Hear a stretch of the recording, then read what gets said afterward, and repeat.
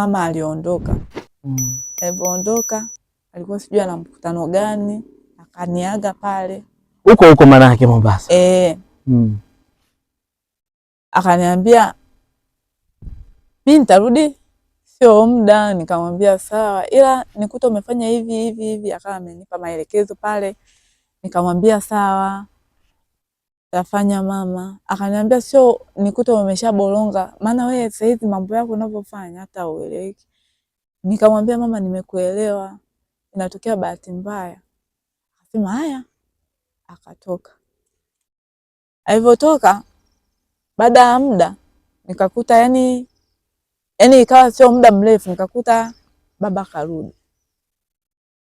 Alivyorudi ikabidi mimi niandae chakula cha muda kwa kuna karatiba fulani, mtu akisharudi unakuta labda matunda au juisi iko sehemu fulani inatakiwa utoe uweke mezani ili kama anakunywa anywe. Mwenye maisha fulani unajua kwa sisi watoto wa Kibongo unywe na juisi, yani wewe chakula na juisi ndio hivyo. Kwa hiyo ikabidi nifanyeje, niandae hivyo matunda. Nikasema kama hata kula matunda basi atakunywa hata juisi ya baridi. Nikaweka pale, nikaendelea na mambo yangu. Nikakuta kaniita. Nani? Baba. Sasa baba kaniita.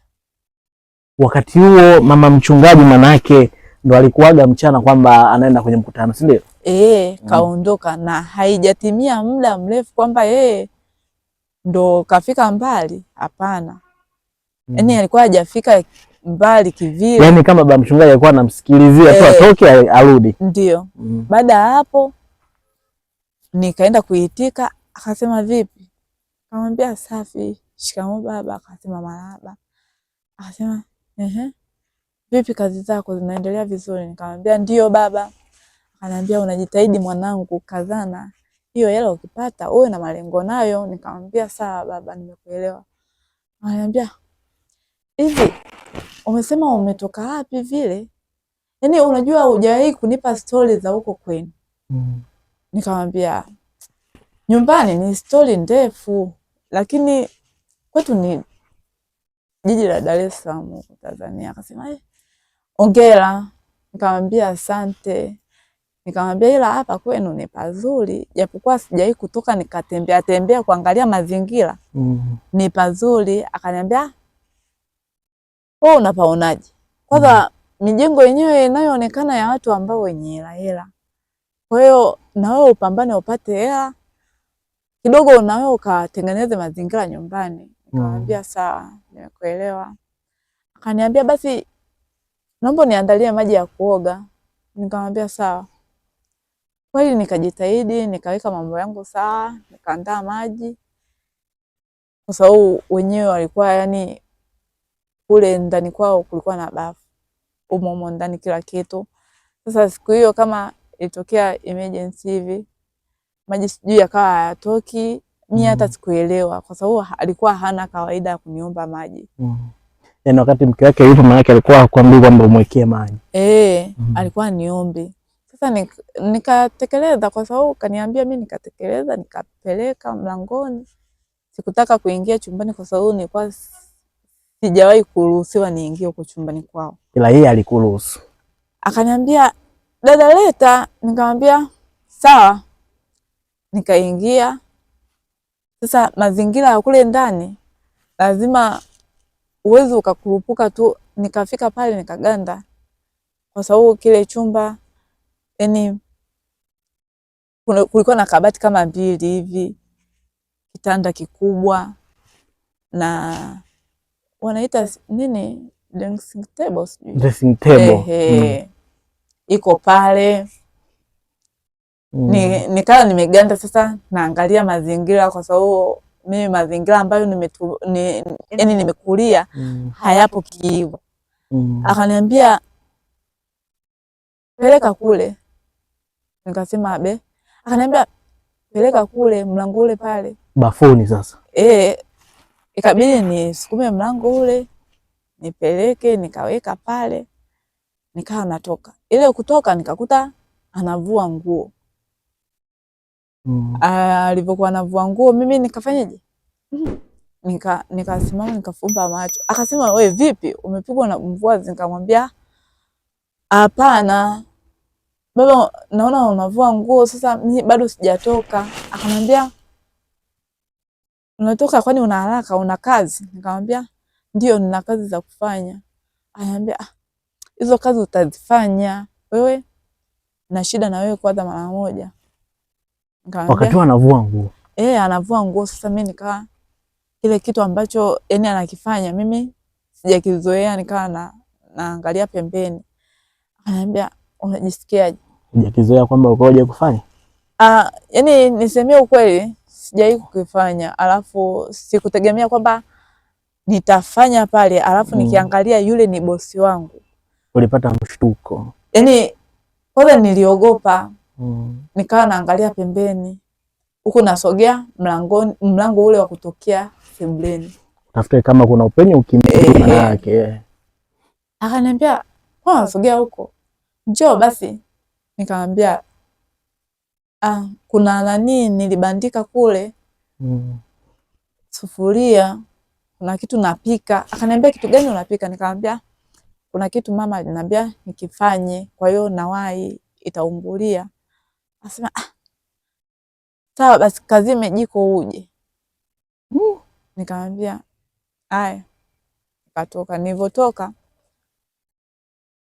nilikuwa sijabandika chochote. Kaenda kuingia jikoni chumbani kwangu, nikatulia kule.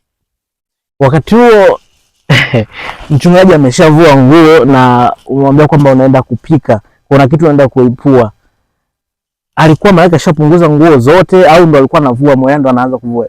Yani alikuwa ametoa lile shati, anaendelea kuvua nguo nyingine. Sasa kadri ya mimi ninavyosogea mlangoni, akawa ananioji, wewe vipi, mbona kama yani hutulii? Nikamwambia nataka niwahi nikaepue sufuria kule nilibandika, mama aliniambia kuna kazi aliniambia niifanye. Akaniambia kaipue, lakini urudi. Mimi nilipofika kule nikapitiliza chumbani. Bwana mtazamaji wangu ambaye unanifuatilia, of course hii ni story ndefu kidogo, na huyu ni mwanadada ambaye alikuwa anafanya kazi kwa mchungaji. Anatuhadithia jinsi ilivyokuwa, jinsi mambo yalivyokuwa yanaenda, na of course amesema kwamba kwa mara kwanza ndio hivyo mchungaji amemuita, lakini akafanikiwa kutoka. Tunatamani kujua mbeleni kwamba ilikuwaje na ikawaje mpaka ikafikia kuangukia kwenye penzi zito la mchungaji. Umetoka chumbani kwa mchungaji, umefika jikoni, ukapitiliza maana chumbani kwako. Kitu cha kwanza kichwani kilikujia nini? Yani moja kwa moja nikawa nafikiria hivi, yule baba ananiita nifanye nini? Alafu anavua nguo. Alafu pili nikawa nafikiria ghafla pap mama kafika, itakuwaje na mama alivyomkali vile. Mimi nikatulia kwanza chumbani, yani nikawa nafikiria sasa yani nifanyeje ili nisirudi kule. Katika kutulia pale nikakuta nimeitwa tena na baba mchungaji. Sasa na usimwambia maana unaipoa unarudi? Akaniita, nikakaa kimya. Akaita tena, ikabidi nimuitike.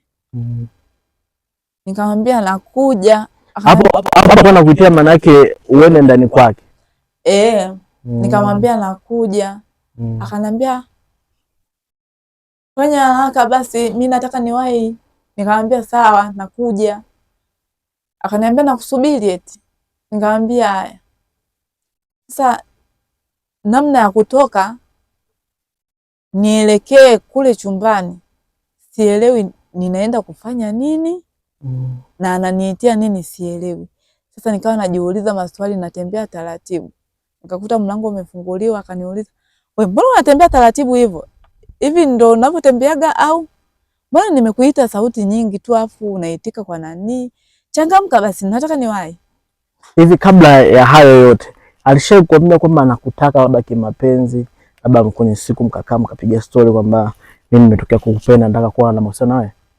Hapana, yani sasa unakuja kuangalia kwa vile vitu ambavyo alikuwa anavifanya, nikikosa anakuwa kama ananitetea. Ukawa unaunganisha matukio. Sasa nikawa naunganisha matukio, ananiita chumbani kufanya nini na mtu kavua nguo. Cha kwanza akaniambia nipeleke chumbani maji, sijai kupeleka. Kaniambia niende tena, wakati mimi nimemwambia nina kazi nimepewa na mama, lakini bado anang'ang'ania niende. Sielewi naenda kufanya nini. Kabidi niende nikamuitika. Sasa kadri ninavyoenda nikawa natembea taratibu. Huko najiuliza. Akafungua mlango. Kama anachungulia fulani. Kwa mbona unatembea taratibu hivyo? Hebu fanya haraka basi, mimi nataka niwahi kwenye shughuli zangu. Kabidi niende. Kia pale akaniambia kaa hapa. Nikamwambia abe. Akasema kaa hapo. Nikasema wapi? Akasema si hapo. Hapo kitandani hapo. Nikamwambia haya. Nikakaa. Akaniambia vipi? Mbona kama unakuwa muoga hivyo? Nikamwambia kwa sababu sijawahi kuja mazingira haya. Yaani hata nikiwa na mama hapa nyumbani, hajawahi kuniambia niingie ndani huku. Nashangaa wewe hapo unaniita. Umeniita mara ya kwanza, umeniambia nilete maji, nimeleta. Nimetoka, nimekwambia nimeacha vitu jikoni vinaungulia. Umeniambia nikazime jiko nije. Lakini sijaja muda ambao umeniambia nije. Bado umekazania umeniita. Nimefika unaniambia nikae kitandani. Akaniambia kwa hiyo ndio kitu unachoshangaa? Nikamwambia ni kitu ambacho sijawahi kufanya, kukaa kwenye chumba cha bosi wangu sijawahi. Na ndo mara ya kwanza. Yaani unashangaa. Akaniambia sasa unaogopa nini? Nikamwambia haya, labda nikuulize swali. Mimi mama hajawahi, yani nafuaga nguo, ananiletea nguo na pasi, naishiaga mlangoni. Haya ananikuta leo nipo huku ndani. Itakuwaje? Akaniambia yaani wewe kuwa na amani. Hapa ni kwangu na yule ni mke wangu. Kwa hiyo ratiba zake mimi nazijua. Yaani uwe na amani kabisa. Nikamwambia yaani niwe na amani? Hivi wewe hujui kwamba kitu ambacho unakitengeneza ni kibaya sana? Yaani labda akitokea hapa mfano, utaongea nini? Akasema ndo maswali gani haya? Afu mbona kama saizi unaanza kunipandishia sauti hivi? Yaani unajisahau kabisa upo wapi, upo na nani? Nikamwambia haya, mimi ngoja basi ninyamaze, maana nikiongea ananiambia nakupandishia sauti. Akaniambia okay. Unajua nimekuitia nini hapa? Nikamwambia hapana, nimekuja kukusikiliza. Akaniambia najua una mahitaji yako binafsi. Mimi nimeona nikupe hii hela itakusaidia. Nikamwambia hela? Akaniambia kwani wewe yaani una hela za kutosha hapo ulipo? Nikamwambia hapana. Akanipatia. Alivyonipatia nikamwambia asante, nikainuka nikawa naondoka. Akaniambia hebu rudi ukae hapo kwanza. Nikarudi tena. Akaniambia sasa nakupa hela, unasema asante, unainuka unaondoka. Yaani usemi hata ile asante, yani mtu akajisikia kwamba ametoa kitu ambacho yani. Nikamwambia okay, sawa, nashukuru sana kwa sababu umenipa hela itanisaidia kwa mambo yangu binafsi. Asante sana. Akaniambia hapo nimefarijika sana, yani najisikia hapo kweli nimetoa kitu ambacho ulikuwa unahitaji. Nikamwambia nashukuru kwa kuwa umejisikia vizuri. Nikainuka nikamwambia naomba uniruhusu niende basi. Akaniambia haya sawa, kafanye mambo yako, lakini najua hapo ulipo namba yangu huna. Nikamwambia mimi kweli sina namba yako, mimi nina namba ya nani? Ya mama tu, ambayo yani mara nyingi ndo nikiwa na shida hapa nyumbani namwambia. Ananiambia okay, nipe simu yako. Nikampatia pale, akaandika ile namba. Namba yake sasa? Yeah. Alivyoiandika ile namba, nikafanyaje? Nikaondoka. Nikaendelea na mambo yangu pale ndani. Kuendelea na mambo yangu.